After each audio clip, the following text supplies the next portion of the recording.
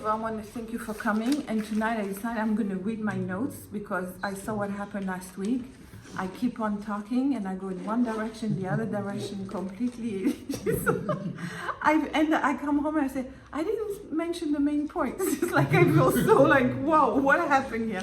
So I'm going to try very hard to stick to the point today, and I'm going to be doing a lot of reading. You excuse me for that. The subject of tonight is the ups and downs of life, which is basically a permanent feature and something we can count on.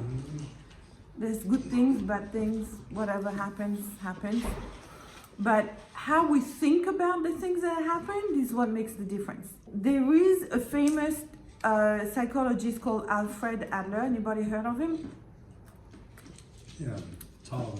Very, very interesting. He came from Vienna. So you have Freud on one hand, and you have Adler on the other hand, living in the same city. They used to belong to the same group, but Adler completely, separated from Freud's theory. They had different clients.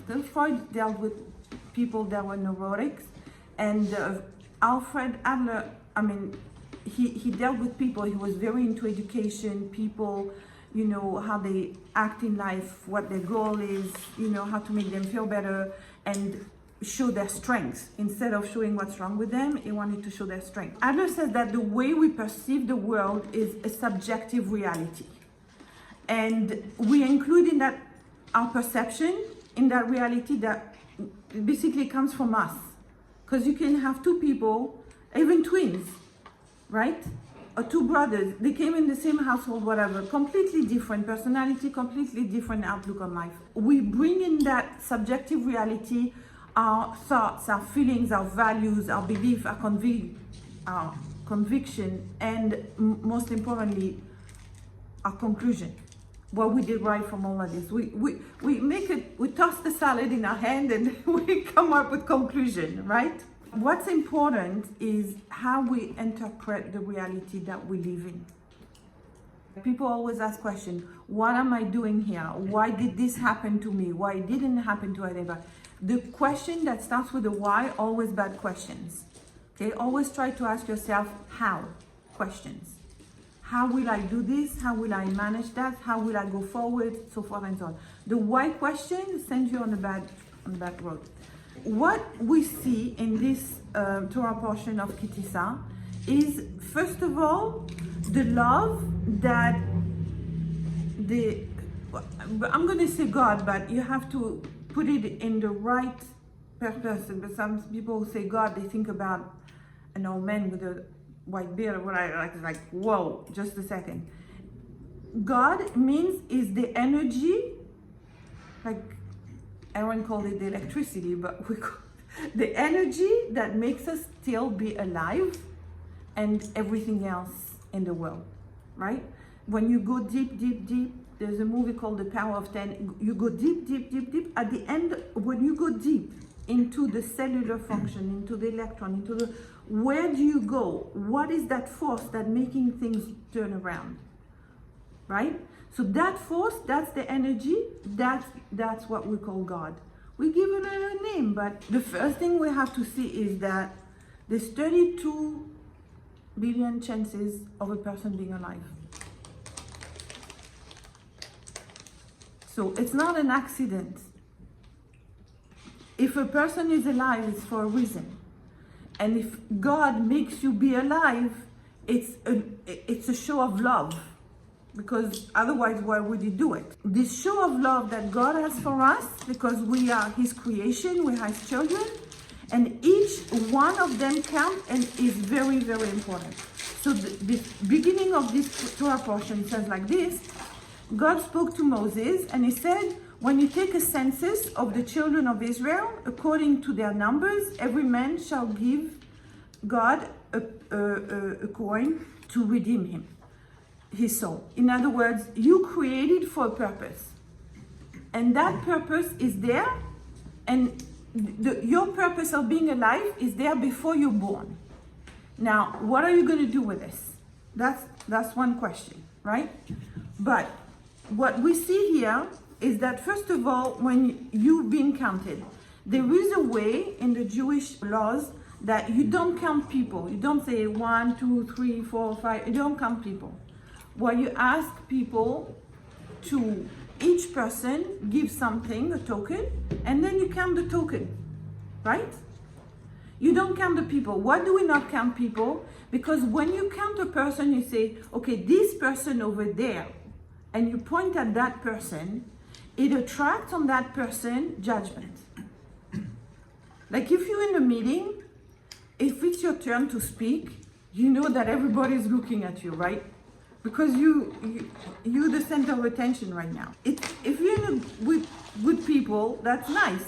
But if you people like, oh, this guy doesn't look right, or this guy, who does he think he is, or this, everybody is starting judging because the attention is on you. And when you judge, you bring bad things to people, because who wants to be judged and put on the how do you say, on the witness stand now? You're going to be interrogated. You're going to be looked. Are you worthy of what you're getting? Are you worthy of being healthy? Are you worthy of having this? Have you? And so it's not a good position to be in, to be pinpointed at. So we don't want to count person and say, we're counting you, we're counting you, we're counting you. We don't count people. That's in general, okay?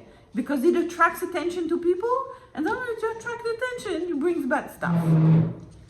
So what we do is, we ask everybody to bring a coin, and that coin is going to be counted. That's how we figure out how many people. Now, the literal translation is not when you take a census. I'm going to read it in Hebrew. It says, Ki Tisah et Rosh b'nei Israel. It means when you lift up the head of the children of Israel. So you can translate, when you take a sentence, but the literal translation is when you lift up the head of people. What does it mean when you lift up the head of people? It means that each person that is being counted, we want them to feel like they're important. We want to lift them up. We want, even though they belong to a group, each person is important, each person in singular. When you lift up the head, there's one head. It doesn't say all the heads of the people. Each one of them is very important. Each person matters. This is a show of love. When I told you before that each person brings a coin, and we count the coins, we don't count the people, the coin that are being required to bring, everybody is the same amount, a half a coin. Doesn't mean they cut the coin in half, means it's like you'd say $50, right? It's something, rich or poor, doesn't matter who you are, doesn't matter where you live, what car you have, whatever it is. Each person, when they're going to bring that, they're going to bring the exact same amount. Each person is going to bring a half a coin. And what does it mean that you bring a half a coin? Why can't you bring $1? Okay, you can say, okay, everybody can afford $1 also. Because it doesn't matter who you are, you bring the same. So why everybody's being asked to bring a half? The reason is because we are not whole without our participation and our obligations towards our fellowship and our community. We have duties and we belong to a group. We said last week when it came to Purim, what do we give each other presents on Purim? What do we give each other food?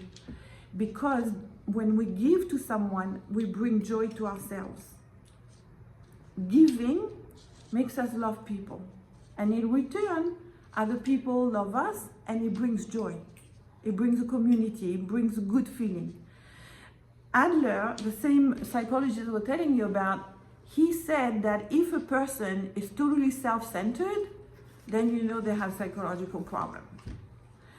And on the other hand, if a person is feeling good about giving to others, you know they're in good shape. Life demands of us. In other words, we can't just say, okay, we're going to do whatever we want and not count other people. We have to participate. Adler says social, and he calls it social interest, means you care about other people. It's a requirement that is absolute. Friendship, like if I see people coming here or leaving from here, and they don't have friends, I'm worried. One important thing is to make friends. Even sometimes it says in the chapters of the fathers, acquire a friend. Sometimes you have to pay. I'm doing you a favor, or I'm lending you money, or whatever, or I'm giving you my time.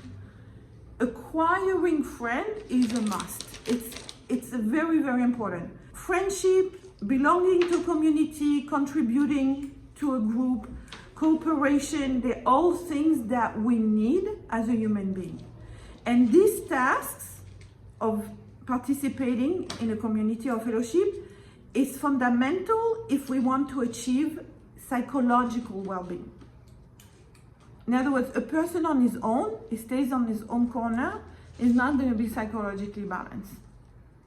You have to have a community. You have to have a group of friends. Or even if you have one very good friend, but you have to have it. For some people, it's their family. For some people, it's their spouse. But you have to have people that you're there for them, they're there for you.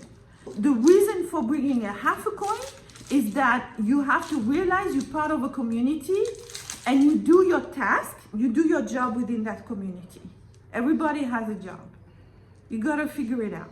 That's an important point why a half coin. Why this concept of counting people is a proof of love. Now, have you ever been in the kitchen cooking quinoa? Quinoa? Yeah, quinoa. Do you count the seeds of quinoa? No. No, you don't. Okay? You don't even count the seeds of pepita. Maybe you could, but there's things that are not important, you don't count them. Like my teacher used to say, we don't count green peas. But if you have a roast, or 2 roasts, or 3 roasts, you're gonna count them. When a person loves you, it pays attention to you, and you matter, you count that person. Like you count how many friends you have. You count them. They're really important, right? If you have quinoa grain, you don't count them. But what about if you have the same size but they're diamonds? You're going to count them because each one is very important. God says, I'm going to count you like the stars. Even though there's a lot of them, each one is very important. Because like I said, 32 billion of chances of you being alive. It shows like it didn't happen just like that. It was an act of love. And just like the planets, there's so many of them. But can you say that doesn't matter? No, because each one is a whole world. So God says, I'm counting you just like I count the stars. Each one has their own name, and each one has their own personality, each one has their own importance, and that's what, when you pay attention, that's what's showing. We talked a lot about love, attention, paying attention. When you lift up the head, it means like you matter a lot. Even though you're suffering, I'm compensating by showing you my love. If other puts you down, I'm telling you, you matter to me. And you should never feel like you're lost in the crowd. Even though there's a lot of people, each person matters. And you count as an individual just like a star. In the Torah, in the Bible, there's no order, chronological order. There's things that are being written now in this portion that happened later, and things that happen that are written now that happened before, whatever. So there's no order. I just want you to realize that. Because last time that we talked about God giving the Torah on the Mount of Sinai. ויתן אל משה כחלתו לדבר אותו בהר סיני. It was when God finished speaking on the mountain of Sinai, and he gave Moses the 2 tablets of testimony, a stone tablet. The commentator explained that the word kechaloto, it means when he finished, but you can also translate it a different way, which means like to a bride. That means that when God gave us all these, laws, you do this, you do that, you behave like this, you don't do this, all these laws that are the framework of our society, he gave it to us like a gift. Because before, people used to kill their children to the gods, they used to do things to women, they used to not respect the property of others, whatever it was. God gave us the laws that we are now a society that is functioning well. And these laws are the basic for Roman legal codes, and they became the basic for the legal code as we know it now, in most Western civilization. When we receive all these laws to function well as a society, it was a gift of love.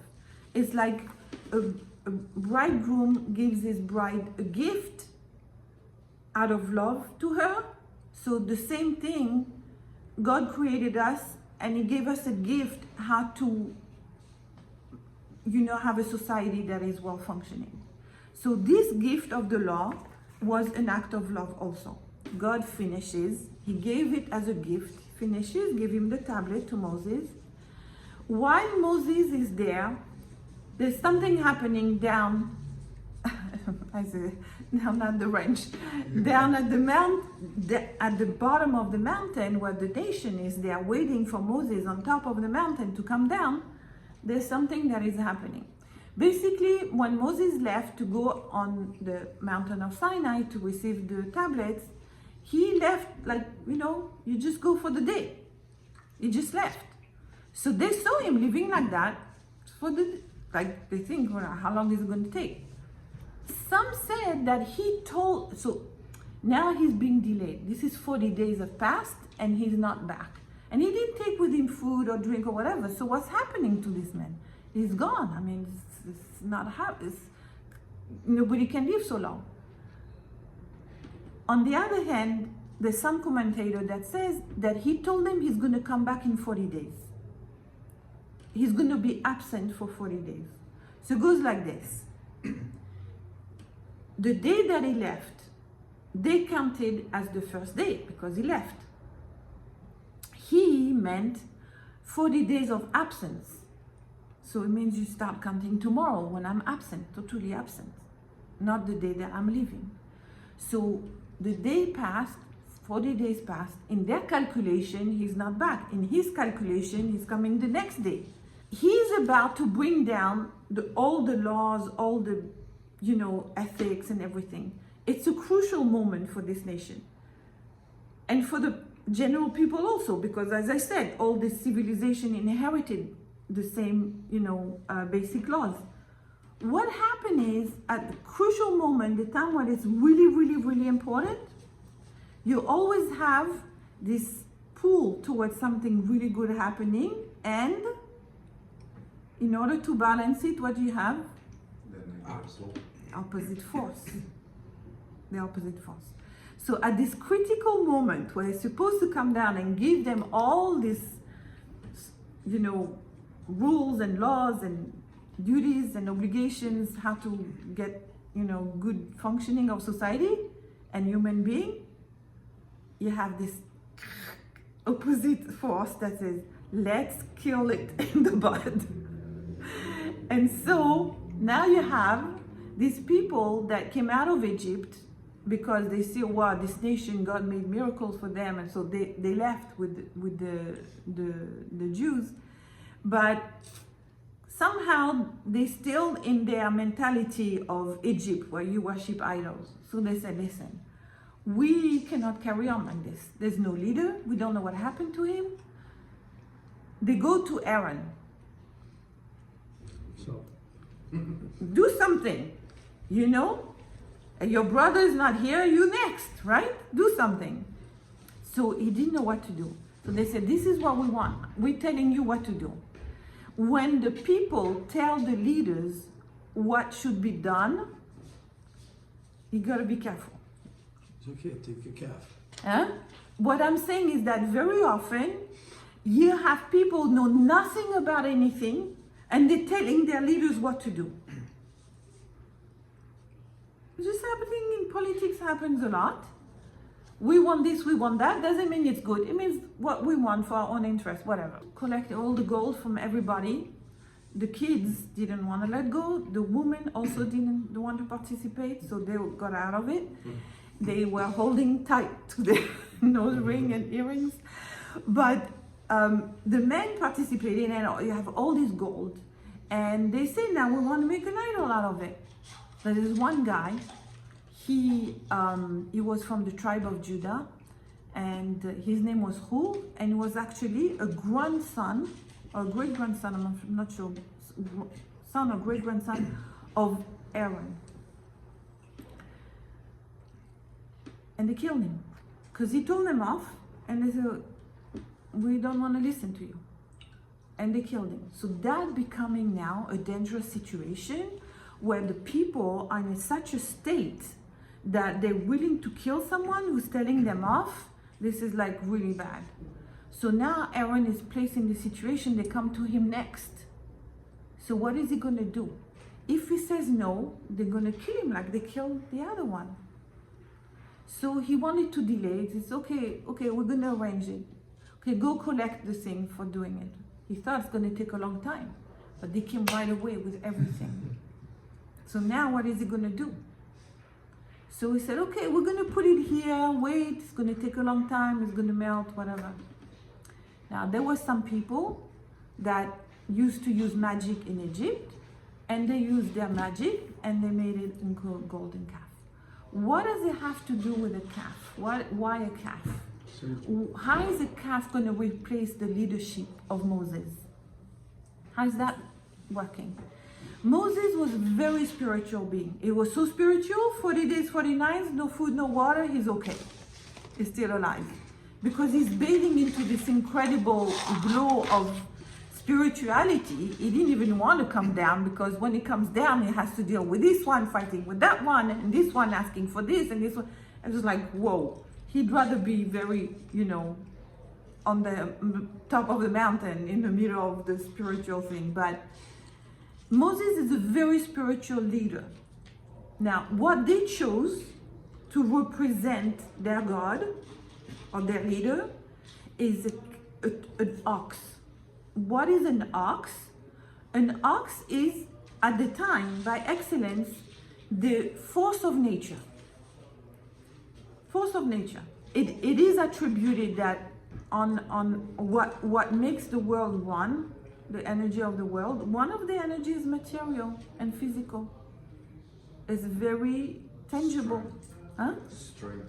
Yeah, it's very tangible, something very tangible. The ox represents that force of nature, of, being very materialistic. And so they said, look, Moses was there, was helping us, great, nice. Now he's gone. Okay, now let's go to something else, okay? Let's go to the material side. Let's go to the things that we can touch, that we can do. Let's go into our pleasure. Let's go into what satisfies us on the, materialistic level. So they went completely on the other side. So that's why it's an ox, a small ox, the calf. And that's what they decided, this is going to be our God. From now on, we're giving into our materialistic tendency, we're giving into our physical pleasure, we're giving into our selfishness, whatever it is. That's what's going to lead us now. That's the idea behind the calf. It's the force of nature, of physical things. We are at a critical time where they're about to get something enormous, very spiritual. And the opposite force, as you can see, it led us to do something completely different. When something good is about to happen, you have to watch out. You have to watch out because there's always something really bad is going to come. And the worst bad thing that could come is negative thinking. I don't want to say who and what, but the other day there was this guy. He did something really great. I was very proud of him. And I was showing him on the video what he did. The first thing that he did was to criticize himself. And I was so shocked because he did so well. But the first thing, and you could really get lifted up. Like it says, lift up your head, right? Lift up the head of the people. Lift them up. Make them feel good. He looked at it and he said, this was not good, this was bad, this was critical negative thinking. At the time, he could have used this to say, oh my gosh, I did that in front of everybody, I performed, I did so well. He killed it. Instead of lifting up his head, like he says, lift up the head of everybody, he just went down on negative thinking. But you have to at least say, wow, give yourself credit for the good things you did. The worst force of bad thing is the negative thoughts. And it's a time that could be really something fantastic. Plop, the bad thought come, and once criticism, uncertainty, how I like, I'm gonna go now, it's gonna start a new way of life. And I'm not sure how it's gonna work out, and I'm starting worrying and all that stuff. That really sends you on a bad way. Comparing to other people also, it's negative thinking. Like you said, if you compare yourself because you have a role model, you want to attain that achievement that other people did, that pushes you forward. That's great, right? But very often people compare to themselves to other people and then they feel bad. It's not like they're motivated to do good. They say, okay, I can't do it. They can and I can. I'm no good. So that's negative. That's negative. Here you have a whole nation. They're on a very spiritual level. They just had God giving them the 10 commandments and all these miracles happened for them and they came out of Egypt and all these incredible things and they have man, to feed them and everything. All of a sudden, negative thoughts, maybe he's dead, maybe we can't do without him, or, all this negative thinking that start worshipping idol, just what they were told not to do, they start doing it. Now what? The fears hold on to something that is tangible, because it's a very hard thing when you think of the creative force that runs the world to think of it in abstract. Most people, they need something tangible. But like you explained the other day, it's a force. We don't see it, but it's there, right? But some people, they need to see something. And it's very hard for them to relate to an idea that is totally intellectual and spiritual. It's hard. Okay, so they couldn't sustain it without their leaders. And you find this also, I have to mention this, that sometimes people, they're here and they make very big progress. And then when they come back out, they go back to their person. Like, instead of relying on their relationship, their integrity, their relationship with their creator, they start falling down and relying on this woman or that man or that person in my life. And instead of relying on something spiritual, they're relying on a person. I'm not saying that you don't rely on people to help you, but sometimes it's very bad. Like, people are attached to a person. They say, I can't live without that girl. And we all know, and he knows also, that girl, is on drug and she's, pulling him down. And so even though he went up, but he's still attached to that person, he relies on that person to function instead of relying on his own strength. And very often people get pulled down. So you have to be very careful that if you're in a relationship that is detrimental for you, not to be attached to that relationship as like you hold on to it like they hold on to the golden calf. Understand what I'm trying to say here? Okay. So you have to go back to the source of life. Don't go back to that person. Without that person, I can't live. She's my hope. She's my thing. If I get with that person, then I'm going to have a good life. I'm going to be okay. You got to rely on yourself, on your own strength, on the creator that gives you that strength, and not on a specific person. Because especially if that person is pulling you down.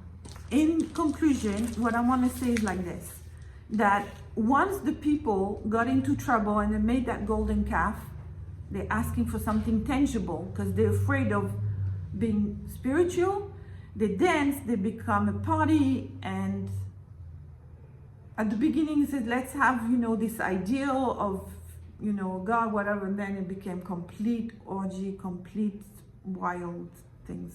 So now Moses was absent and they lacked the self-discipline to do it on their own, and they naturally turned towards a very relaxed way of life connected to pure material physical pleasure, just like the Egyptian did. Now, this story here is told for a reason, because you have to see this. Even after the worst thing that happened as a nation, that they had been chosen, they had been given the Torah, they had been shown miracle, they had been brought out, like all this incredible show of love and spiritual growth. Like we said, when the sea split for them, like everybody sees, like, wow, right? And then from there, completely going down to like, okay, we're worshiping gold, material things. It's such an anticlimax. But we are told this. If it happened on the national level, but it happened on the individual level also. The time where things get really bad, at the worst time, like now when they're worshiping the golden calf, you have to know that the love of the Creator for them is the same. Didn't change. Even though he wanted to, change and get enough, whatever, but their love, the love of God for them was still there. At the worst moment, you think, okay, now we're finished. We messed up so badly. No. You had a good leader, he asked for forgiveness, he got a second set of tablets, then you learned about the laws, then you continue. Okay, it took you 40 years to get back into shape, but there's hope. Don't think because a person messed up really bad, it's finished. There's no such a thing. You see it as a nation, you think, okay, what's left of them now? No, they continue. And God showed them the same love. He still gave them the manna to be fed. He still gave them the clouds that protecting them. And they still became, they continue to grow. When things get bad, because, like I said, it's at the best moment that could get the worst. Even if it happened to be worse, at that time, you have to know it's not the end, it's going to be good. Because that's what we see. God forgave them. He said, okay, now I'm going to tell you, you want something tangible? I'm going to ask you to make something tangible. Not an ox. You're going to make me a mishkan, a tabernacle. You're going to make it like this, going to make it like that, whatever. You want something tangible? I'll give you something to do tangible. There's always a way to repair. There's always a way to come back that is going to be good. Because, like I said, even when they were messing up, it doesn't mean that they didn't get food. The man still keep on falling. It doesn't mean the clouds of glory that protected them fell. We're always protected. We're always sustained. We're always going to get what we need from God, because, like I said, if He creates each person, it's for a purpose. Until you do your purpose, you're not finished. So this is the lesson. Even at the time that we go down, God loves us and is with us and protecting us and feeding us. Any question?